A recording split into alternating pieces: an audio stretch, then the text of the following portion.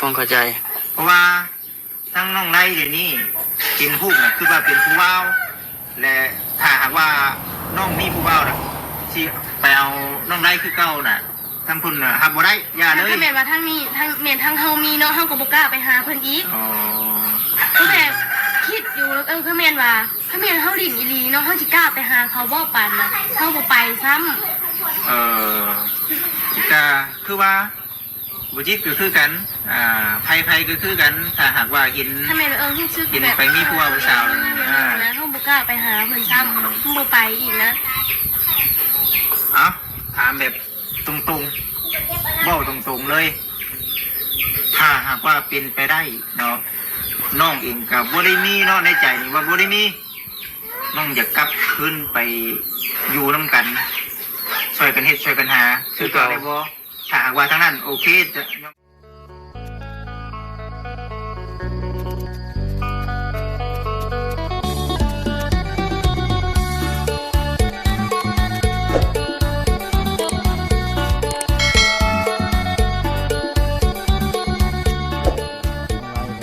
ยันแล้วมันแม่นความลงไล่เบิดตอนเลยแม่นบอลได้บอลที่ว่าถ้าจากเว้าความกันอะไรแล้วให้มาเว้าอยู่เพื่อนขนาดเมื่อเว้าอยู่พุ่นแล้วมันคือสิบ่ถูกต้องปานใดพี่น้องเอ้ยโอ้น้องนุ่งบ่ทันได้กินข้าวโทรบอกให้อันบ่จ้อยซื้ออันปิ้งไก่ครับข้าวเหนียวมาเนี่ยเว้าลิน้องเพิ่นบ่ทันได้กินข้าวแล้วนี่พอได้ให้มีเหือมีแห้งจักหน่อยล้มได้มาเลยน้องตุ๊กก็ได้จ้ะ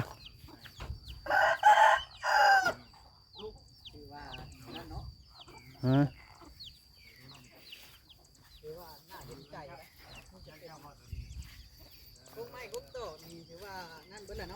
แม่นโอ้ช่างเป็นช่างแล้วอันนี้ช้างอันนี้โอ้โห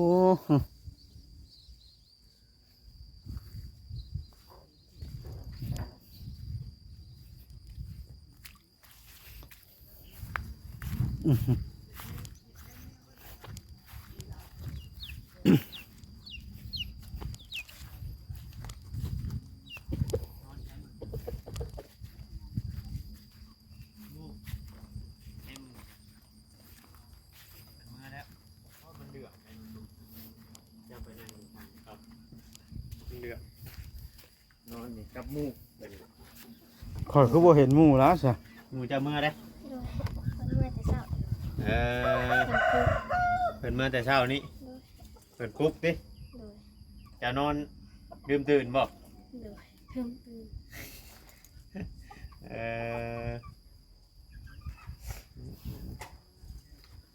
มาแต่ละเทื่อก็เห็นน้องตุ๊กกับอันพี่อ้ายอยู่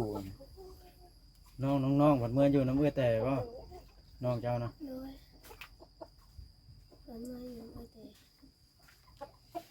ไก่เราถึงมามีแต่โจมงามไก่เนาะไก่ตัวนี้แล้วขันเบิดคืนน้องเมื่ออยู่พุ่นเนี่ยเพิ่นโทรมาอยู่บ่มื้อ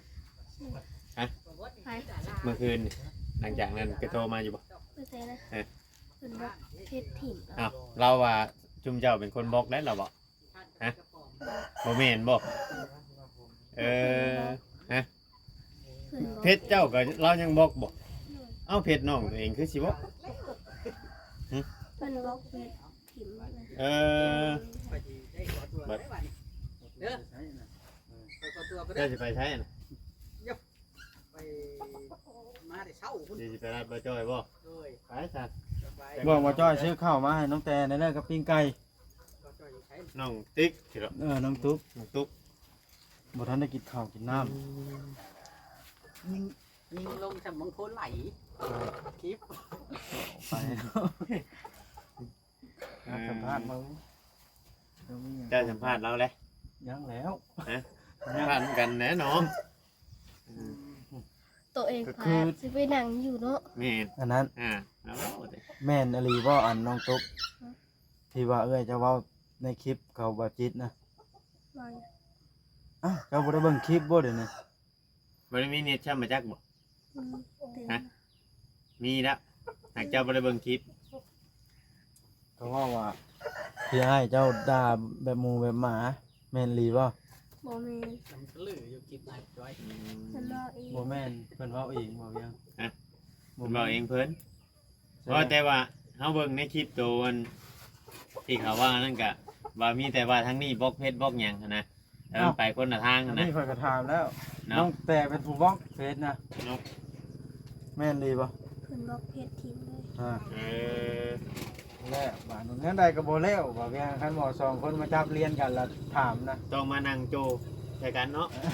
โจหน้ากันนะบอกง่ายๆครับ เพิ่นแบบบ่ยอมมา ให้บ่ยอมมา คือแต่ อยากให้ทางนี้ไปบ่ โดย แสดงว่าบีบคัดให้ทางนี้เป็นผู้ผิดบ่เด้อนี่ รู้ จังให้ทางนี้ไป เพิ่นโทรมาหาเมื่อคืนนี้ เพิ่นโทรมาหาเครื่องของไผ เครื่องนี้ เอาเพิ่นเอาของไผโทรคือว่าบอก เพิ่นหาเอาบอกเอาเมื่อคืน บล็อกบ่ กดบอกไหม โดย ปฏิโทรให้เปิด โดย บ่ให้หมู่ติดต่อได้นะอะไรกันเนาะ อืม เดี๋ยวค่อยสิบุกไปหากันเอาแต่ พังเว้านี่เบายังเลย ใช่คุณมันจนแบบจริง เจ้าเห็นเด้เจ้าก็ไปหันมาบ่ ๆเขามาดู จนจำมึงเมาเด้ เดี๋ยวหน่อยกันมันก็อยู่พี่นะ ใครเนี่ยแต่ค่อยไปตัวเมื่ อื อไหร่ ม แต่เย็นซิป โพดอะไรโพด เนาะเบ้าไปคนละทางเลยเฮ้ยบัดนี้นะเนาะบอกว่า คำบ่อยู่น้ำกันนะบ่จบบ่สิ้นถามผู้นึงก็ว่านั่นนึงผู้นึงก็ว่านั่นนึง เนี่ย มันเลยเป็นไปแบ เอา บ อัน นี้ เจ้านอนอยู่นี่มันบุเปียกบ่น้องตุ๊ก บ่ น้องติ๊กบ่นอนอยู่นี่นะ ตุ๊ก เจ้าบ่ โดยนอนกับหมู่ น้องกระหมูแล้ว อืมสร้างเป็นแท่บาทนี่เนาะ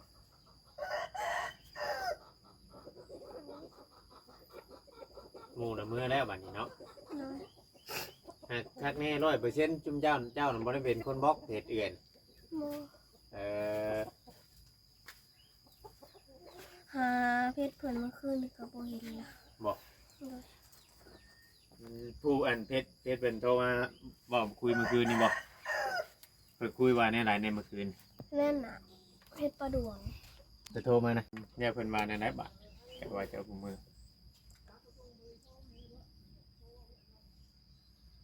ห้องบ่อยากเมืองนะดินเฮาก็มีหรอก ตัวนี้น่ะเป็นดินของเจ้าตัวนี้นะบอก ขาผลไม้ต้น ถ้าคนไม่ก็นี่ลงไปทางพุทธ นี่ขึ้นมานี่แล้วก็ไปฮอดก็หงสุดหมู่นะ บ่ได้ออกหอทางคุณบอก บ่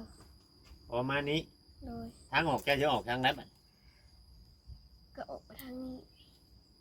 จะจงทางให้ โดย อืมเฮ้ยเนาะเรื่องแบบนี้พี่น้องเลยแต่สิเชื่อความภัยบาทนี่บางคนก็ว่า ต ตา อ ม น ผม อีดแหละ ฮะ ตอนอีดเลยนอนยืนใหญ่ ถ้าไปแท่งบ่ไปนอนเฮ็ดใหญ่ หมู่ก็จะมานอนที่พี่ หมู่แล้วจะมานอนอยู่ที่ โดย บางคนก็ว่าอันน้องตุ๊กนี่ใส่ร้ายพี่เช้าว่าตามมีคอมเมนต์ก็นะ เจ้าใส่ลายพี่สาวบ่เด้นี่ หมู่ เขาจะเว่าความจริงทุกอย่างเนาะที่จะเว่าเนาะ อืม เออหักไปชักแน่มันว่าไปดินกลางคืนตอนอย่างนั้นคืออยู่ว่างคูแรงกันเนาะ โดย คำบ่เชื่อนี่ให้คำเข้าไปถามมันเอานั่งแดงน้องแดงนี่เราเสียสิเว้าไปคือเจ้าเว้าอยู่บ่เนาะ ไปถามอาเพิ่นก็ไป อืม ไปถามเพิ่นเบิ่งรถ คำบ่เชื่อเจ้ามันบ่ โดย อืมเอา ไป บ่ ถามผู้ใหญ่ใจดีเขาก็ได้ เขาไปถามมันพอย่านบ่ โดย เออ เพิ่นโทรมาว่าพี่ไอ้ยังเหม็นอยู่ เมื่อคืนนี้ แม่น เพิ่นโทรมาอยู่บ่ค่ะมีคนถ่ายคลิปถ่ายหยังเรื่องมันเกิดนี่ โทรมาเมื่อเช้าก็โทรมา โทรมาในระหว่างนี้ไร โทรมาแล้วเมื่อวาน เจ้าบ่ต้องไปอยู่นำเขาว่าแต่เพิ่นก็ไปสายอยู่บ้านดอกเงี้ยววีนเพิ่นว่าเพิ่นโทรมาหาพ่อเนี่ยอยู่ซีโน่พี่ว่า อืม ไปอีกก็จักปืนจักไปเฮ็ดจังซั่ หาน กว่าง่ายๆว่าทั้งพ่อย่านั่นติดต่อกับชุนเจ้าอยู่ โดย หัก เพิ่นยาติดต่อเมื่อแต่แล้ว อืม เพิ่นสิซอยแต่ห้างบ้านนี้นะ เพิ่นบอกนะ โดย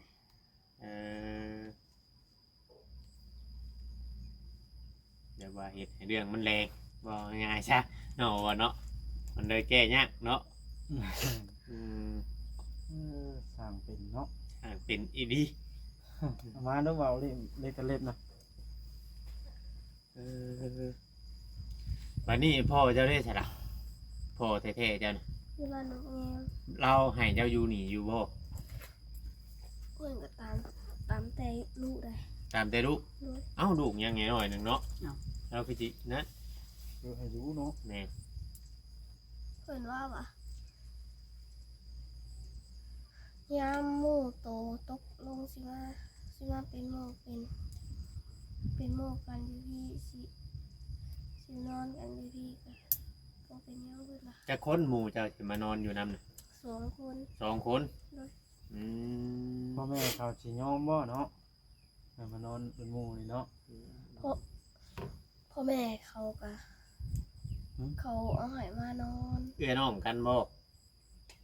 หมู่นี่เอื้อน้องกันบ่ รู้จัก หมู่คนรู้จักก็ชื่อ โดย ช้ำกันกับเจ้านี่ว่าหมู่นี่เล็กน้อยก่อน สำคัญ อืม เพื่อนเมื่อแต่เช้านี่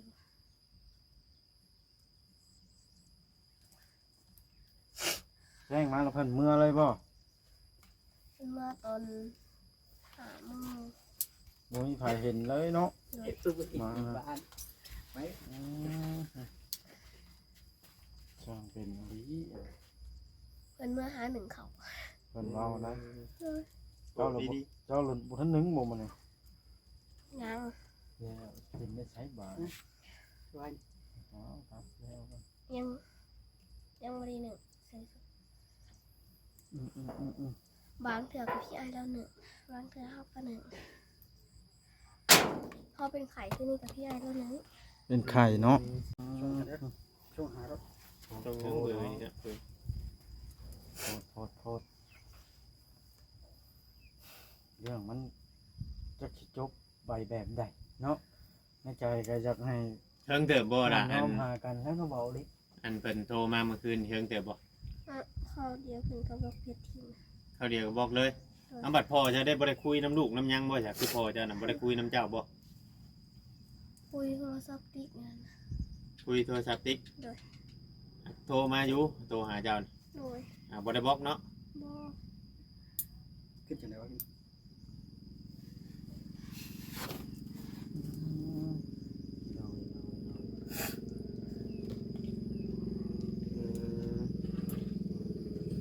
อึ้งคอย ครึ่งเลย แล้วก็อึ้งเพื่อนบ่ได้นี่ ครึ่งเนี้ย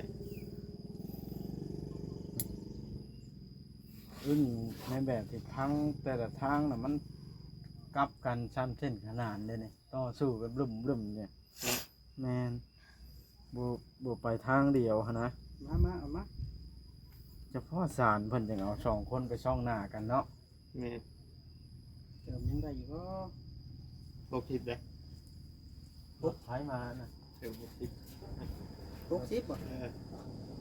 เพิ่มไปเฮ็ดเพียง60ตัว เอาไปโทรไปแล้ว เพื่อนนะ อ่า เพื่อนให้พี่ไอ้เมื่อแหละ ไป เราบ่ยอมเมื่อ เดี๋ยวนี้ได้ 3 5 1 7 พี่อ้ายเจ้าบ่ยอมเมื่อ โดย เมื่อเว้ากันนะบ่ 3 5 1 7 เอาให้มาพี่ สร้างเป็น เดือ8,000บุ แม่นมา เงินจะ แม่ แค่ นบ่ พากันเว้าอย่างสองทางเลยเนาะน้องตุ๊ก โดย โอ้เป็นเอ้ยแล้วบ่เข้าเรื่องเขาลาวยังคัดเติม เล เลย ย กันไปโทน ฮะ สมัครเน็ตโทร10นะ เพื่อนว่าเอาให้มาเฝ้าเพื่อนพี่ เติม พี่ไอ้เราบ่ยอม เติม60 บ่ยอม โดย อืมแม่นความลาวแล้วพอปู่บ่เจ้าก็เอิ้นพอปู่น้ำเอ้ยแต่บ่ จะมากแบบไรมั้ย เห็นให้เจ้าก็คือเอิ้นปู่น้ำกัน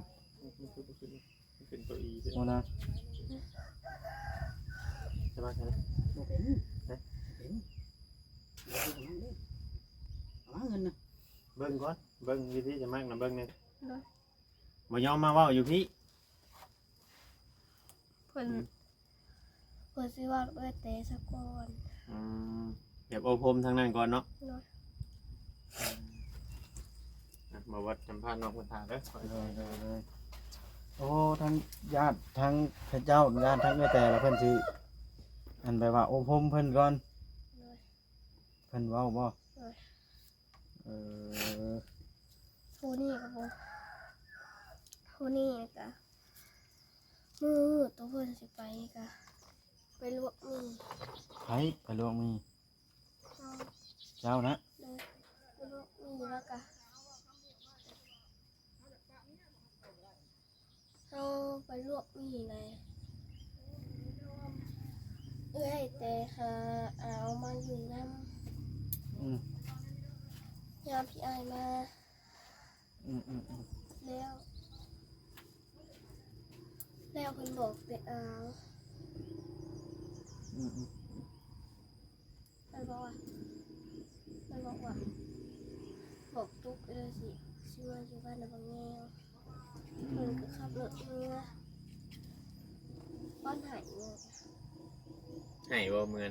โดย ไผเป็นผู้ให้ เตะก็ให้แหละ ให้ในไรเจ้าของอย่างเมื่อเนาะ อืม แม่น เจ้าของอย่างเมื่อสิให้ พระเจ้าของอยากมาเอง แล้วเพิ่นให้บ่ โดย ให้อีหยังนั่นล่ะเนาะ บัวนั่น ก่อนลาสิไปนะพี่อ้ายเจ้าได้ไล่ลาไปอหลีบ่แบบที่เอ้ยแต่เว้านั่นบ่ บัวได้ไล่ บ่ได้ไล่ซ้ำแสดงว่าเราดู FC ทั้งโลกแต่คันเจ้าเว้าความจริงนะ พี่ไอ้เราบัวได้ไล่เพราะว่าแบบเรามีหลักฐานหมดแล้วนะพี่ไอ้ก็เอาส่งให้เราเป็นหลัก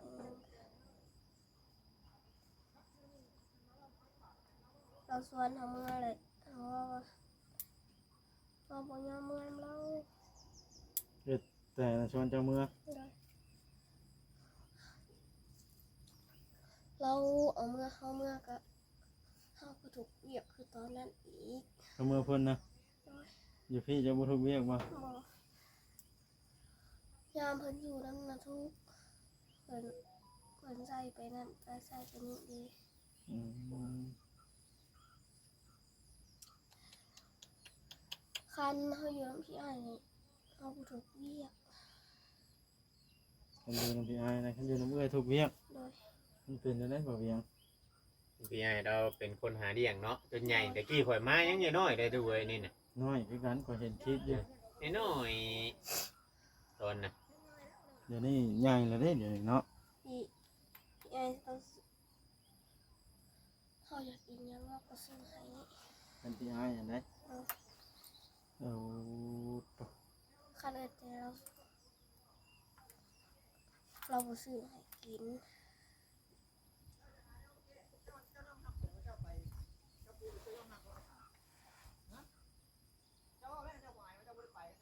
เราคุยกับเมียแล้ว เดือดขนาดเนาะเรานั่งบ่ได้เลย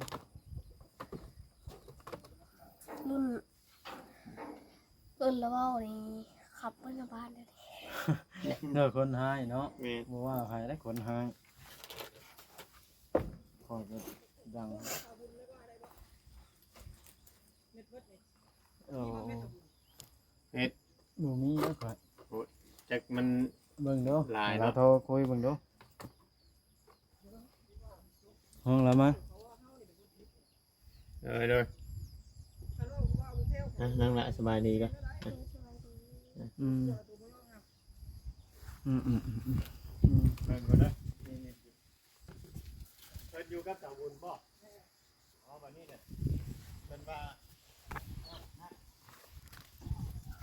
โทรหาสาบุญแล้วคุย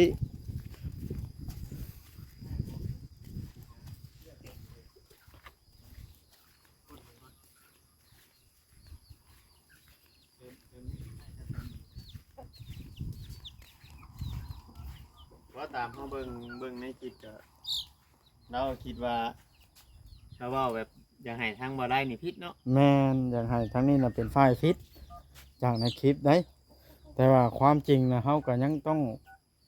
รอเบิ่งคือกันเนาะรายละเอียด โอ้เนี่ยตัวเองผิดบ่ยอมรับจักดีน่ะ อย่างให้แต่เจ้าไปยอมรับนะเนาะ ว่าให้เฮาไปพวกนั้นก็บ่อยากไปนะแน่ตัวเองผิดเนาะ บอกคันว่าเจ้าสิไปยอมรับถือคันว่าเจ้ามั่นใจว่าเจ้าบ่ผิดนี่ในความคิดเห็นของข้อยเจ้าต้องบ่ให้ได้ด้ามต้องดัดเนาะคันอยากให้เมียเจ้าเปลี่ยนถ้าเมียเจ้าเฮ็ดอหลีหันนะคันว่าเขาเฮ็ดอหลีก็ยังไปยอมเขาอยู่ละถือว่าครั้งต่อไปแห่งสิ เบิ่งในคลิปมันเป็นป้าเพิ่นบอกป้าบอกคืออาอันปูอันบอกว่าอยากให้ให้จับไหล่ค่าตาค่าหนังค่าเขานะ เอาซำนั้นบ่ล่ะนี่ เพิ่นบอกนะ เฮาก็บ่มีเวลาไปสอนแนมปานนั้นดอกไปเฮ็ดเวียกอยู่ป่าพุ่น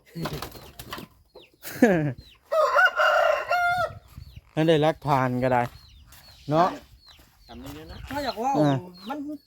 คนเฮาน่ะมันสิไปช้อมกับมือมันบ่ได้ได้ แม่นแล้ว ต้ ใค อ รง เฮ็ด สิ เวียก มี ให้ เว งาน ลา หาอยู่หากินได้เฮาอ่ะ แม่น อีกอย่างคันหมู่ฮู้ว่าเฮาชอบหมู่ก็บ่เฮ็ดแม่นแล้ว ไม่ วะ เฮาบ่เฮ็ดแล้วเฮาก็เฮาฮู้อยู่ เนาะสมมุติว่าตามหลังว่าชอบหมู่สิไปบ่แบบนี้นะ แล้วว่าสิหาว่าโอ๊ยไปใช้ก็บ่ได้บ่ไปใช้ก็ ถ้า ช้อ เขาห่มผู้มันฮ้อนนี่ มันก็แม่นนั่นแหล้วแบบนั้นน่ะเขา